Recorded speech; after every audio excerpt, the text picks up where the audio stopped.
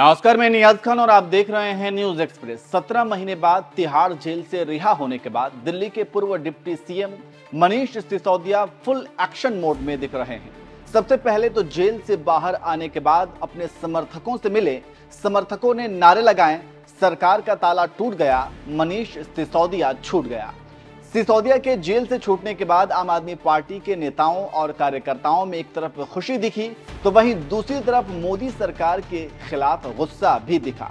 इसी बीच सिसोदिया ने चैलेंज करते हुए कह दिया कि अरविंद केजरीवाल 24 घंटे के अंदर जेल से छूट जाएंगे। सिसोदिया ने ऐसा क्यों दावा किया, यही हम आपको इस वीडियो में बताएंगे, इसलिए इसे अंत तक जरूर देखिएगा।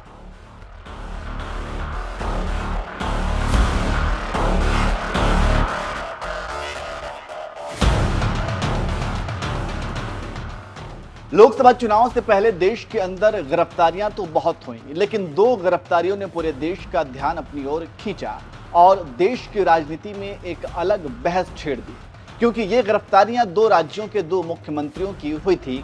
एक तो अभी भी जेल में बंद हैं और दूसरे अब जमानत पर रिहा हो चुके हैं। जी हां, हम बात कर रहे हैं दिल्ली के सीएम अरविंद केजरीवाल और झारखंड के सीएम हेमंत सोरेन की।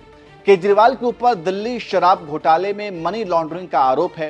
हालांकि शराब घोटाले में मनी लॉन्ड्रिंग का ये मामला 2 साल से चल रहा है। ये 2 साल पुराना मामला है। पिछले लगभग 2 सालों से जांच एजेंसी इसकी जांच में भी जुटी हुई है। कईयों की गिरफ्तारियां भी हो चुकी हैं, जिसमें आम आदमी पार्टी के कई दिग्गज नेता मनीष सिसोदिया से लेकर मुख्यमंत्री अरविंद केजरीवाल भी शामिल। और इसके साथ ही जांच एजेंसियों को भी फटकार लगाई। वहीं केजरीवाल के खिलाफ अभी तक कोई ऐसा पुख्ता सबूत नहीं मिल रहा जो उनके ऊपर लगे आरोपों को सिद्ध कर सके। वहीं दूसरी तरफ झारखंड के मुख्यमंत्री की भी गिरफ्तारी हुई थी, लेकिन उनके खिलाफ भी आरोप साबित नहीं हो पाया और उन्हें जमानत मिल गई। इसके अलावा आप नेता संजय सिंह की भी दूसरे मामलों में गिरफ्तारी हुई थी और उन्हें भी जमानत मिल गई।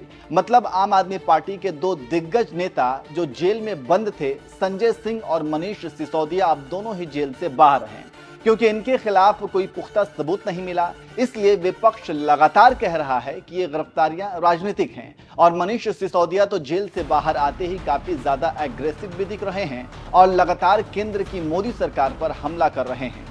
जेल से बाहर आते ही उन्होंने दावा कर दिया कि दिल्ली के सीएम अरविंद केजरीवाल भी 24 घंटे के अंदर जेल से बाहर आ जाएंगे अगर पूरा विपक्ष एकजुट हो जाता है। और एक चीज कहूंगा यहां से, विपक्ष के लिए भी और इनकी सत्ता में बैठे नए नए साथियों के लिए भी जो इनके साथ नए नए गए हैं, इस तानाशाही से अगर लड़ना है तो एकजुट होकर लड़ना पड़ेगा। ये ना सोचें कि आज आम आदमी पार्टी के कार्यकर्ता और नेता जेल में हैं, कल नंबर आपका भी आएगा, कल नंबर उनका भी आएगा जो दूसरे पक्ष में बैठे हैं या इधर के पक्ष में बैठे हैं। कल नंबर उनका भी आएगा जो इधर नए नए गए हैं कि हम तो इनके साथ हैं।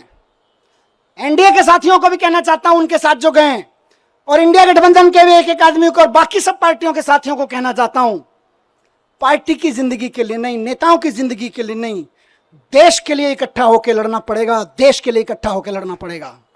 और आज कह रहा हूं इस मंच से कि अगर देश के पूरे विपक्ष के नेता पूरी ताकत से एक बार हुंकार भर देंगे तो आज देश में वो माहौल है कि अरविंद केजरीवाल जी 24 घंटे के अंदर बाहर आ जाएंगे। अगर देश के विपक्ष के नेता एकजुट होकर हुंकार भर देंगे तो केजरीवाल जी केवल और केवल 24 घंटे के अंदर जेल से बाहर आ जाएंगे। मैं आज लिख के दे रहा हूं। तो सुना आपने, सिसोदिया कह रहे हैं कि अगर विपक्ष एकजुट होकर हुंकार भरता है तो 24 घंटे के अंदर अरविंद केजरीवाल भी जेल से बाहर आ जाएंगे। वैसे एक बात तो गौर करने वाली है कि पिछले 2 सालों से शराब घोटाले में मनी लॉन्ड्रिंग का मामला चल रहा है, लेकिन क्या वजह है कि अब केजरीवाल के खिलाफ अब तक कोई पुख्ता सबूत नहीं मिल पाया है? क्या जांच एजेंसियों की ये नाकामी है या फिर वाकई इसके पीछे कुछ और वजह है? ऐसे तमाम सवाल हैं जो लगातार राजनीतिक पार्टियों के द्वारा उठाए जाते हैं। वैसे आपको क्या लगता है, क्या विपक्ष अगर एकजुट होता है तो केजरीवाल 24 घंटे के अंदर जेल से बाहर आ जाएंगे? कमेंट करके जरूर बताइए। और आखिर में हम आपको मनीष सिसोदिया के वीडियो के साथ छोड़ जाते हैं। सुनिए उन्होंने क्या कुछ बोला है। और एक चीज कहूंगा यहां से, विपक्ष के लिए भी और इनकी सत्ता में बैठे नए नए साथियों के लिए भी जो इनके साथ नए नए गए हैं, इस तानाशाही से अगर लड़ना है तो एकजुट होकर लड़ना पड़ेगा। ये ना सोचें कि आज आम आदमी पार्टी के कार्यकर्ता और नेता जेल में हैं, कल नंबर आपका भी आएगा, कल नंबर उनका भी आएगा जो दूसरे पक्ष में बैठे हैं या इधर के पक्ष में बैठे हैं। कल नंबर उनका भी आएगा जो इधर नए नए गए हैं कि हम तो इनके साथ हैं।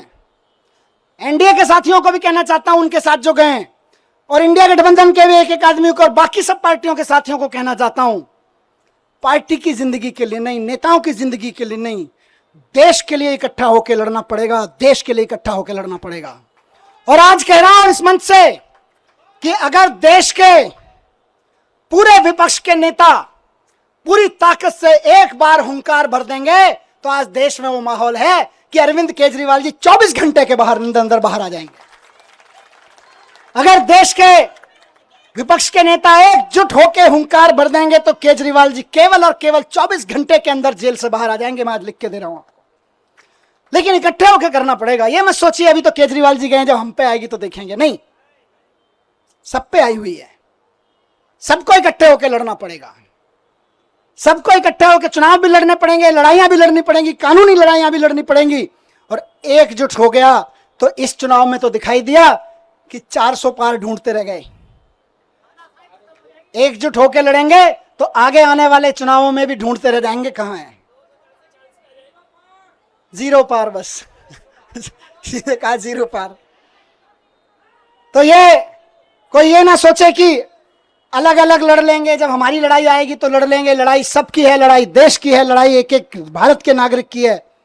सब पार्टी वालों को, जिनको जनता ने थोड़ा थोड़ा भी कहीं कहीं भरोसा दिया है, कहीं ज्यादा दिया है, सबको इकट्ठा होकर इस तानाशाही के खिलाफ लड़ना पड़ेगा, जोर से चिल्लाना पड़ेगा कि तानाशाही भारत छोड़ो।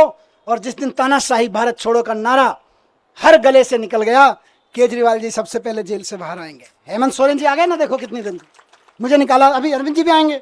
लेकिन सबको करना पड़ेगा, ऐसे नहीं कि सब।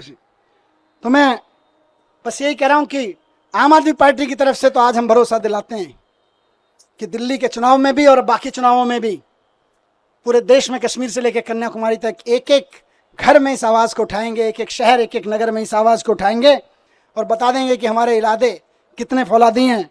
तुम चाहे जितनी यातनाएं दे लो, तुम चाहे जितने जुल्म कर लो, जब तक इस देह में प्राण रहेगा और माथे पे संविधान रहेगा, इस दिल में हिंदुस्तान रहेगा। भारत माता की, भारत माता की।